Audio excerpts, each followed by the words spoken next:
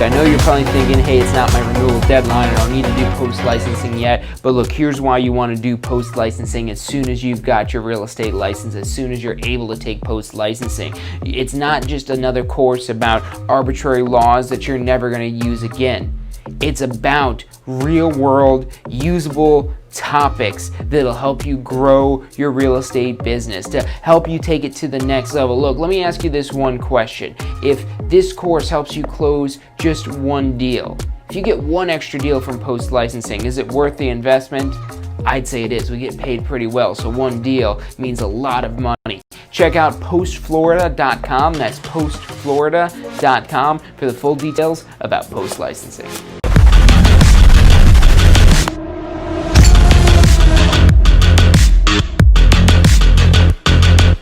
Are you studying for your Florida real estate exam? If you are, you need to check out our Pass First Try strategy. You're going to love this. It's 4 steps that we break down the process to study for your Florida real estate exam. So you're set up to pass your Florida real estate exam because that's what you're studying for, right? To pass your exam. It's 4 steps. Number 1, you learn the information. You've got to learn this to be able to pass the exam, but it doesn't stop at learning. Step 2, you've got to reinforce the basic, simple, key concepts. As you learn this information, keep reviewing the simple things. You don't need to know everything, but you got to review these basic key concepts. Step 3, you've got to test your knowledge. The exam's going to test your knowledge, so if you don't test your knowledge in advance, you won't find out if you know what you think you know until you take the exam. And then step 4 is be confident and prepared, because even if you know this material, you need to be confident that you know the material. Check out the full strategy at passfirsttry.com. That's passfirsttry.com.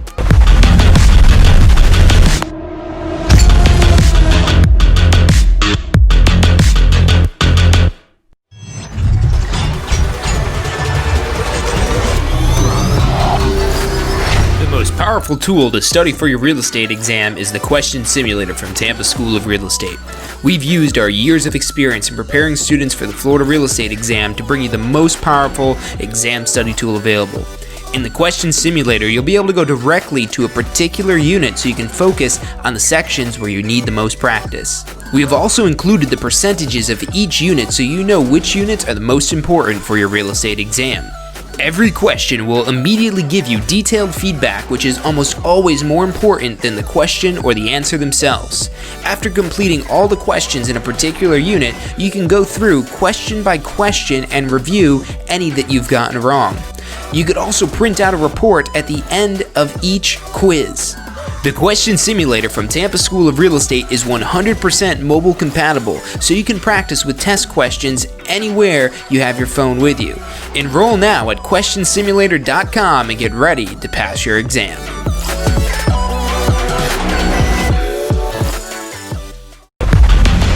Hey, so if you're thinking about starting a real estate career, it could feel a little overwhelming sometimes. Look, that's completely understandable. That's why we're here to help. If you haven't already, check out our Success Center, tampaschool.com/success, or if you don't even know where to begin, give us a call.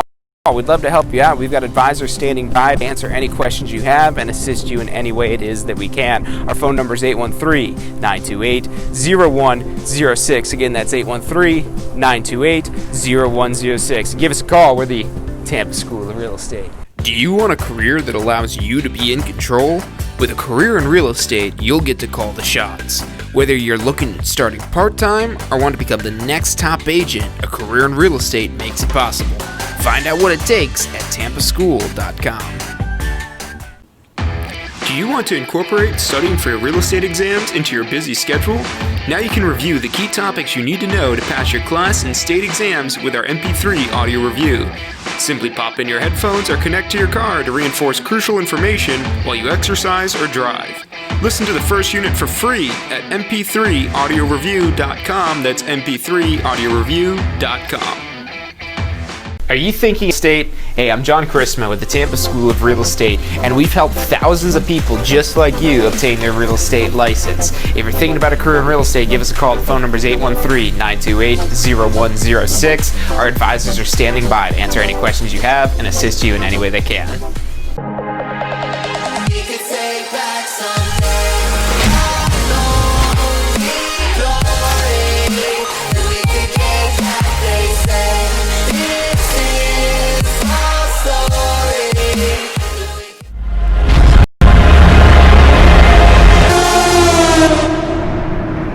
watching Ask the Instructor.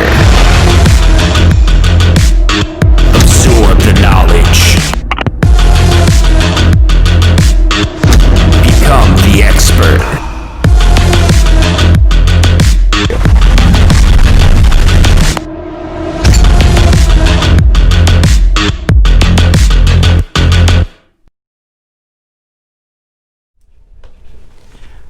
Alrighty, welcome to this week's episode of Ask the Instructor. My name is John Christman. The show is brought to you by the Tampa School of Real Estate. We're here every single Wednesday, 12 noon Eastern Time, to help you understand the technical side of the real estate industry. And what we're talking about today is the question of what is the typical salary of a real estate agent. So that's a question we get very often here at the Tampa School of Real Estate. What is the salary? And in real estate, with your real estate license, there are numerous opportunities that exist, varied opportunities that exist, and a lot of different things it is that you could do with your real estate license. So when we talk about salaries, that question there about what's the typical salary for a real estate agent? Now, if we look in statistics, the last time I pulled these statistics, which granted was not any time in the last few months, I can't remember exactly when I pulled these, nationwide the average income of a real estate professional I think was about $46,000, and I think in Florida it was about $56,000. I remember it being a little bit higher than that. And you might say, all right, well, that doesn't sound too bad, or maybe, well, I'd want to make more than that. I mean, usually most people, if you ask them about getting a real estate license and you ask them how much money it is that they want to make, they're probably not going to say $56,000. Maybe that replaces their current income, or maybe they want a six-figure income, or maybe even a seven-figure income, or whatever it may be. And then you have these questions, well, is that possible? How does it even work? How do real estate agents even get paid? So let's talk about salary first. If you want a salary, because there are salaried positions available in real estate. Now, salary type of positions are it's more of a career type of move, more of it's a job basically of when you're two categories you can put you in. And the IRS has a great way of categorizing these two categories, is whether you receive a W-2 or whether you receive a 1099. Now, when we talk about salary, that more so is the W-2. Of how much salary it is that you've been paid, salary, bonuses, commissions, and things like that when you're an employee of an organization. Now, there's also a way to earn income as a 1099 independent contractor, and they call it 1099 because you receive instead of a W-2, you receive a Form 1099, and that Form 1099 is basically all the money that goes to you. Now, there's a lot of big differences from the taxes and everything like that, but the key difference essentially is when you receive a W-2, you're more of an employee and you have more of that environment where the employer is partly responsible for your success, because if you're not successful, that employer fires you. Now, when you're an independent contractor, now your clients may fire you if you're not very good, but your broker isn't necessarily holding you to any certain standard or anything like that. Essentially, with a 1099, this is more, even when you're registered under a broker, it's where you're running your own business, essentially, as opposed to being a salaried employee. There's somebody you report to that gives you instructions of what to do. And those are more simplifications of both of those two, but hopefully you're kind of getting the idea of those differences. Now, the W-2, the salary, the employee income type of income, that is available in real estate. Now, it depends on a lot of factors. It depends on the situation, but typically you can make more money as a 1099 independent contractor, but we'll talk about that more in a moment. Let's talk about the salary side of things, because that is the topic of today's show. And that's how most people are accustomed to earning their income, is through a salary. And the way you start your real estate career isn't necessarily the way you finish your real estate career. We've had a lot of agents that have gone into salaried real estate professions because they're looking for more of the security, the environment, the atmosphere that corporate type of environment more might provide. And so to give you more of an idea of this, home builders are a great example. That's probably the most plentiful job out there for real estate licensees where there is a salary available potentially. Now, that's not always the case. Again, this depends on what you negotiate with your employer or your broker if you're just an independent contractor of that broker. But those types of positions in a home builder, let's say, the home builder, you'll typically have some sort of base salary, usually not much, but some sort of base salary that you get regardless. And then for every property it is that you sell, you get some sort of commission. Or maybe if they're making it a little bit more automated, there might be a bonusing type of system as opposed to where you get paid directly for each one. But with either option, there's salaried positions available. So there's salaried positions available where you get some sort of base salary and then you get commissions or bonuses on top of it. Now, this might appeal for, again, someone that's looking more for safety and security and stability of having that more predictable. Now, if you don't sell enough stuff, it's probably not going to end well for you at that organization if you don't sell enough houses. But as long as you meet expectations or better, you'll probably be able to maintain that position there with the salary it is that you have. And I say probably because nothing is guaranteed. Who knows, maybe the home builder goes out of business or something like that. But even if something like that were to happen, with your real estate license, look, even when you look at getting the real estate license, we have courses you can complete in less than a week. And so you look at that and a lot of people laugh at that, oh, well, that's all you just have to go take a week of a class. Well, yeah, you got to take that 1 week of class. You got to do a bunch of studying because the exam isn't easy by any means. But it is doable. It is passable as long as you put in the work to study. And then once you have your real estate license, taking part in the right trainings to help you better understand how to best serve your clients. And so much it is that you're doing to set yourself apart from somebody who doesn't have any of this knowledge. Now, again, that's the downside to any sort of career. It's secure, it's stable until it's not. And that you might have even faced something like that in your past. If you've been with some sort of company or organization where, look, you might have been killing it, you might have been doing a great job, but maybe you're only one person in a large organization that is overall failing. And that could be tough, that could be rough. And usually real estate, there's a lot of lucrative and profitable businesses that are out there, but at the same time, there are businesses that can struggle. And so when you're an employee, it's a little bit more where you're tied into that type of organization. Now, what you might also be thinking about and what might appeal to you on the real estate side of things, I mean, one of the big things is the unlimited income potential. So when we talk about salary, salary implies that this is your set amount that you get. Oh, and maybe since you're licensed, because you can only get those bonuses and commissions for selling real estate, even if you're employed directly by the developer with having a real estate license. So you'd have to have a real estate license to earn those bonuses and commissions. And so even though you have those bonuses and commissions on top of your salary, it's usually a good deal less than what you would earn representing a seller otherwise. Or look, if you want to sell new construction homes even, you could work under a broker and you could sell new construction homes. And here's the big benefit when you're working under a broker is that you're not tied to any one home builder. If you go get a job for, let's say, ABC Home Builders. Let's say you go work at ABC Home Builders. And ABC Home Builders, they have a neighborhood where they're building a bunch of homes. Well, across the street, there's XYZ Home Builders, who's a competing rival, and we want to outsell ABC Home Builders.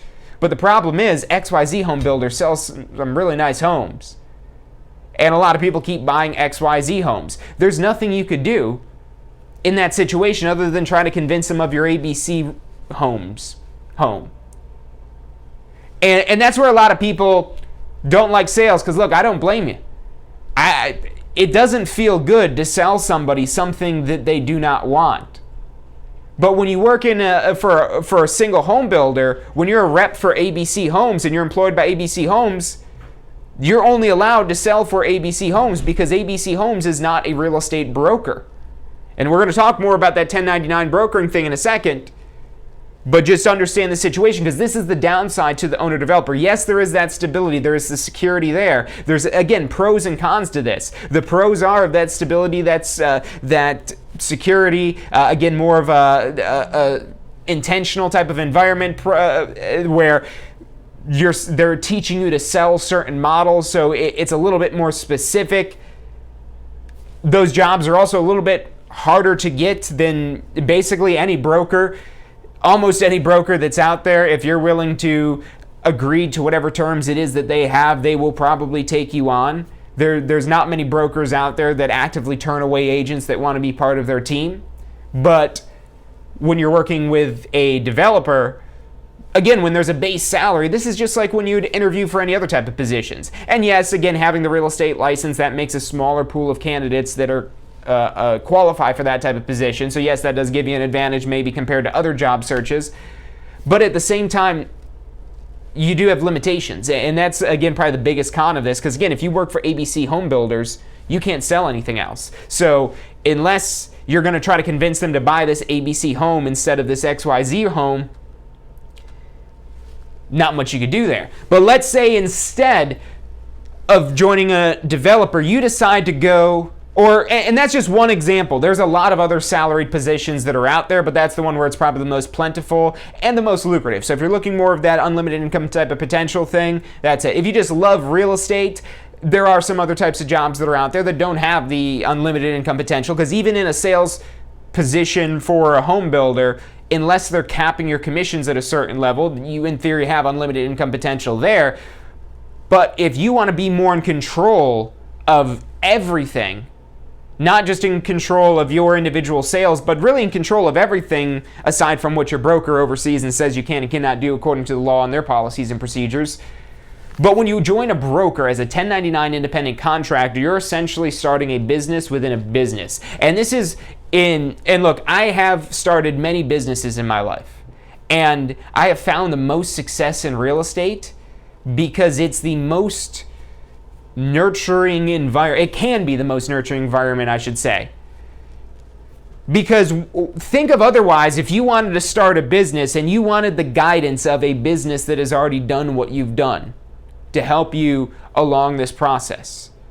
You might say, oh, well, maybe I could go start a McDonald's franchise. McDonald's seems to have it figured out and dialed in, but then you got to go spend all this money to build this big franchise and so on and so forth, and it's a restaurant and you might not want anything to do with that business. But real estate, on the other hand, we don't have to get our hands dirty. Well, we usually don't have to get our hands dirty yet. You never, because look, this is one of the big things that the sooner it is that you claim and take ownership of, the faster it is you'll be able to accelerate your success, and that is everything that you touch is your responsibility. Everything in your vicinity is your responsibility. And when you take responsibility for everything in your vicinity, you help control the outcomes to get them to go in a direction it is that you want them to go. You help ensure success. It's possible, but again, you got to have control of a lot of different factors, and you have to oversee this and be able to look at this higher level, this bird's eye view of your business to understand what's going on there. And that's why there's a lot more potential, because you could build a business with a team of agents underneath you, even as just a sales associate. So when you get your real estate license, your initial starting license is as a sales associate, and as a sales associate, you're required to register under a broker. Now, if you want to become a broker yourself, that's another reason why I'd also join a broker, because you have to work under a broker for 2 years in order to become a broker yourself. It doesn't necessarily have to be under the same broker, a whole bunch of other long list of details and rules that go along with that information, but ultimately you are able to build a business, again, bigger than yourself. So you truly are a business within a business. From the IRS tax classification as an independent contractor, you are your own independent business. Which now this gives you a lot more freedom to expand. This gives you a lot more capacity to expand, because there isn't rules of the company as much holding you back. Now again, your broker will have rules and regulations, just like the Florida Real Estate Commission has rules and regulations of what you can and cannot do. But short of those things, you are in control of when you want to work, of how you want to work, of how you want to meet with your clients, of how you want to run your processes, of how you want to operate your business. If you want to outsource parts of your business to maybe there's some sort of transaction management, maybe through some sort of third-party company, or maybe you hire an assistant to help you through this process. And when we start talking about this is where it gets harder to define your salary. You know, it's very easy to call a salary what it is when the business takes care of all the expenses and they handle everything else and they write your check at the end of the day. They say, okay, here you go, here it is. Whereas in a business, you essentially decide your own salary. Now, here's the problem most people run into when they decide their own salary is they usually want more than what they have available. But look, that's good, because that gives you the drive, the motivation, the excitement to go after this big goose egg, this big whatever this prize, this goal is that you're going after. And if you want to work late, you could work late. No one's going to yell at you for overtime. Well, that's because you probably don't pay yourself overtime. You're just going to put in the work because you know what you put into your business is what you're going to get out of your business. Again, when you start involving other people and rules maybe that you don't agree with and other things that may be imposed in a lot of jobs, it could really hold you back.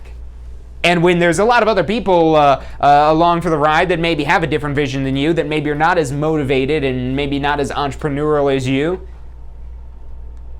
that when you are building your own thing, you're building your own business, you get to pick and choose who it is that gets to be a part of your team.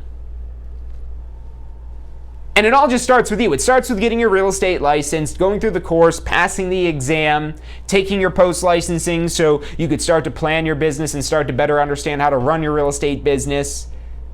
Using that information you've learned in the post-licensing to help make sure you choose the right broker to succeed, to meet the goals it is that you've set out in your post-licensing course. And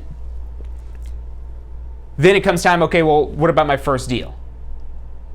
How do I close my first deal? Well, your first deal, you need a client. Now, how do you get your first client? Well, if you think of all the people you know, it's hard to think of who would need real estate. And why is that? Well, because maybe you're not talking to these people about real estate. And why you're not talking to them about real estate? Well, maybe you're not talking to them about real estate because you maybe don't talk to them. Or maybe when you do talk to them, you don't talk about real estate. Now, why is that? That's what you can control. Again, taking responsibility of your environment will help you influence the outcome.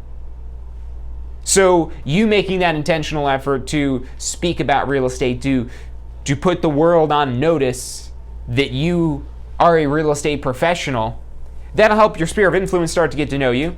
But then there's other ways you could start to drive leads into your business as well. If you think only in terms of your sphere of influence, look, that's a great way to start out because it's free. It doesn't cost any money. And I always recommend that you try to get your first clients without having to spend money for ads, because if you do spend money for ads, that money goes very quickly, especially if you burn through these leads because you haven't quite honed in on your skills yet to properly serve your clients. And again, taking your post-licensing, being better prepared, being better trained will help avoid that and help you have a smoother start into when you're ready to start advertising.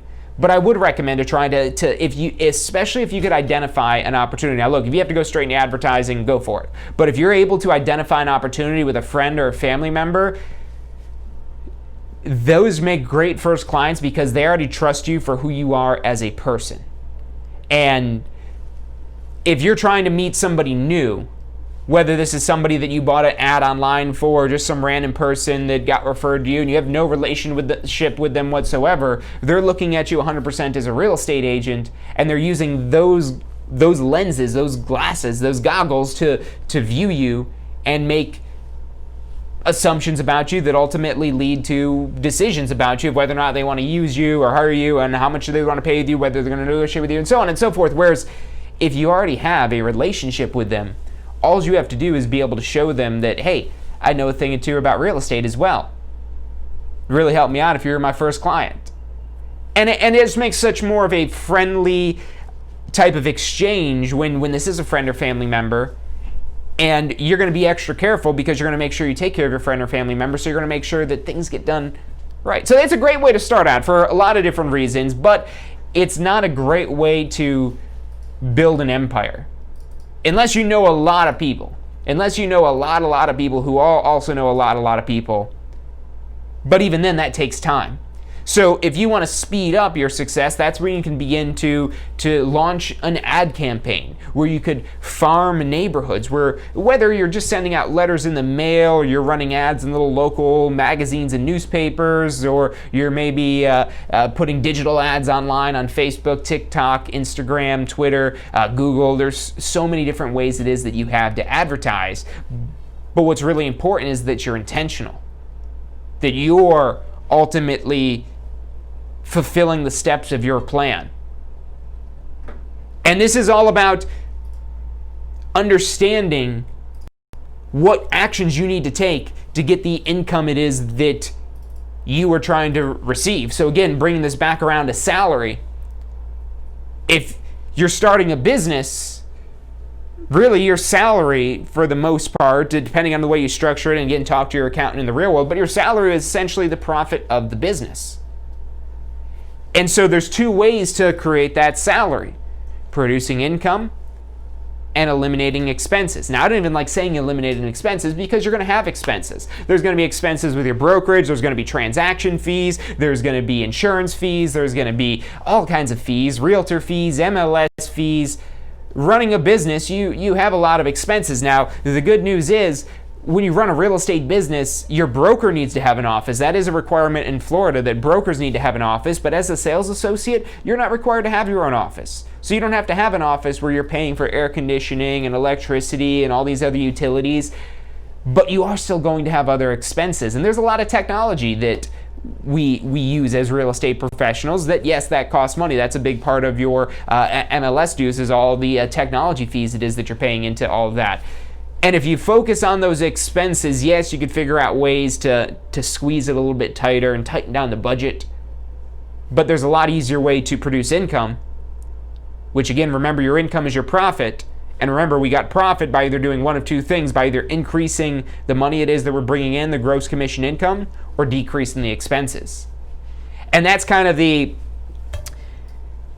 crazy relationship when you start to advertise, is you're spending money.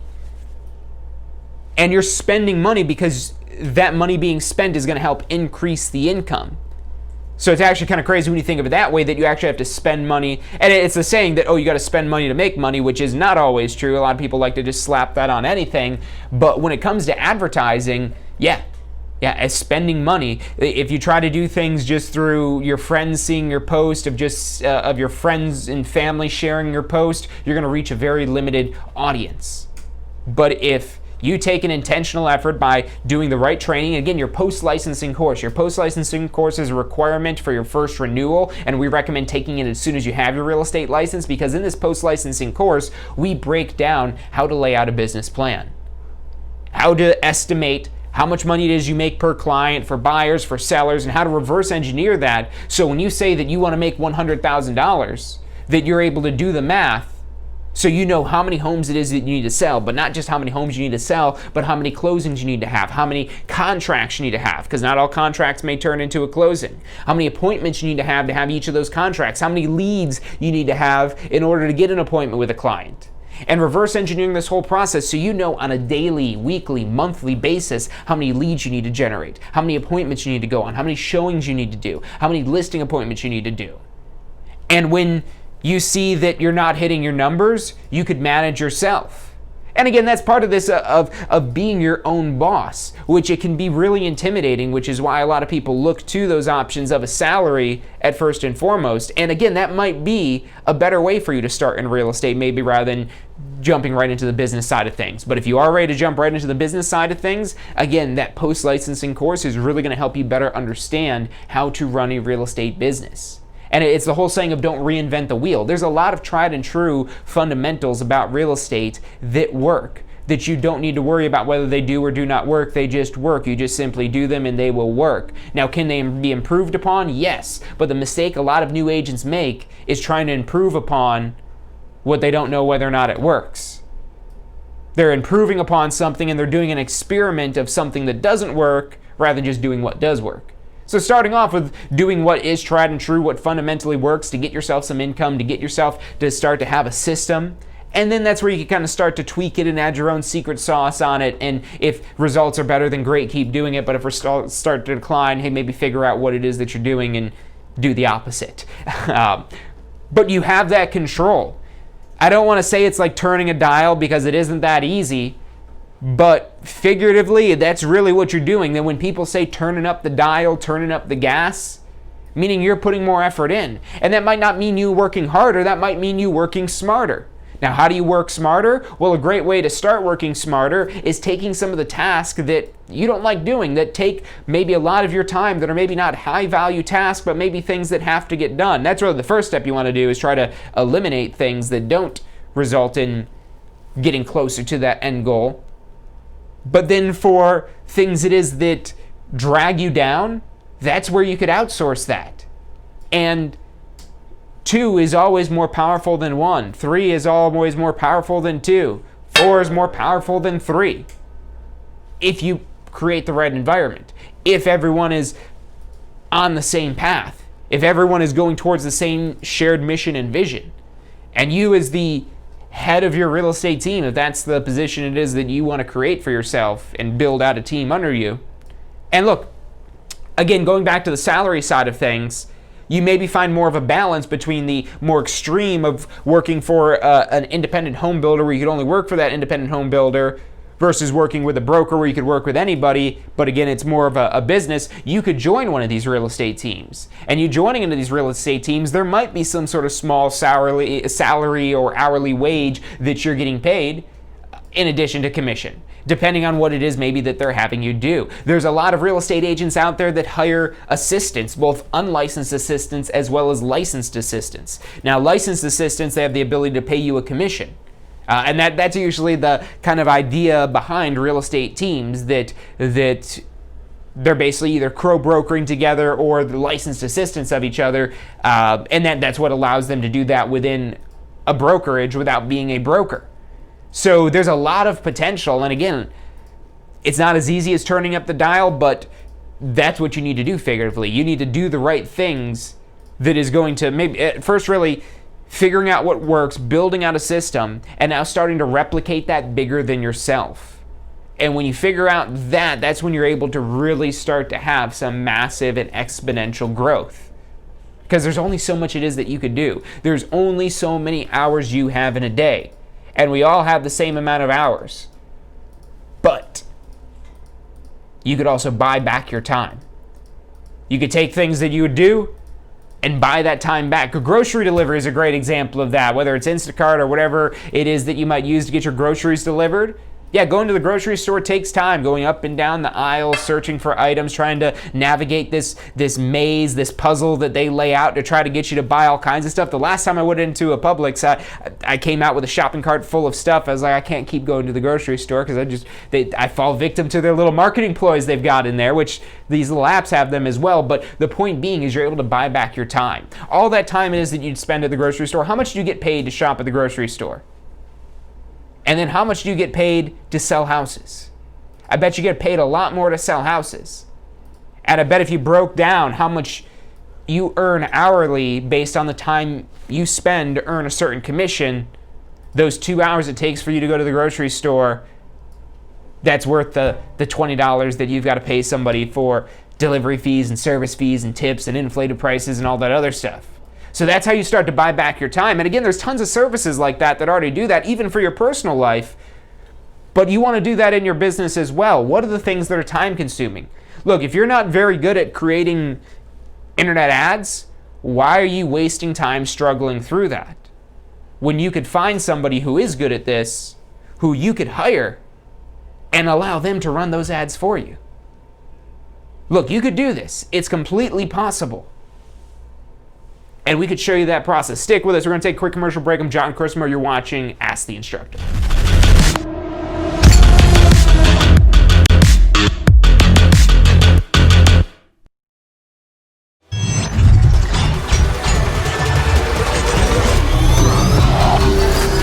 The most powerful tool to study for your real estate exam is the Question Simulator from Tampa School of Real Estate.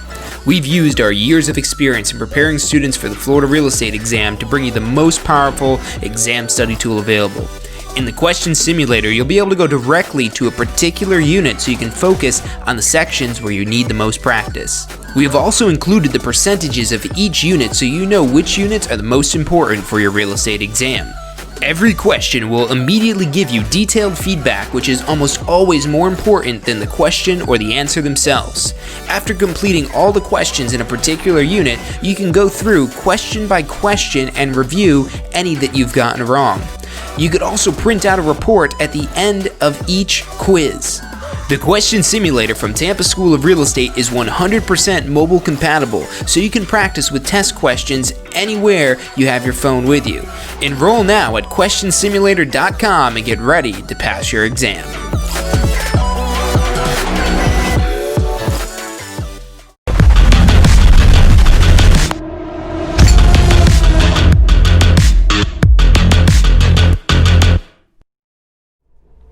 Hey, welcome back to this week's episode of Ask the Instructor. I'm John Christmas. The show is brought to you by the Tampa School of Real Estate. Here every Wednesday, 12 noon Eastern Time. If you've been liking today's episode, make sure you hit the thumbs up button so we know what topics to talk more about, to deliver you more information on that's going to help you, again, achieve your best real estate career in the shortest amount of time possible.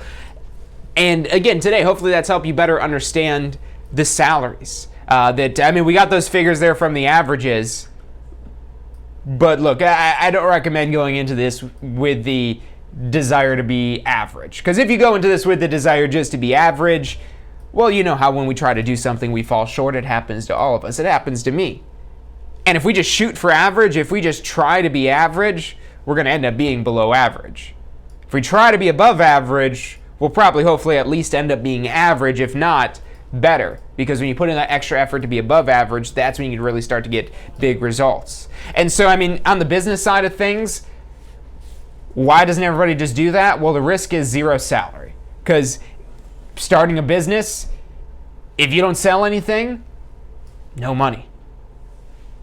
But if you sell one house, one $300,000 house at a 3% commission, that's $9,000. And yes, you'll probably have some commission split with your brokerage, so maybe you're left with $6,000, $7,000, $8,000, depending on what your commission split is with your brokerage.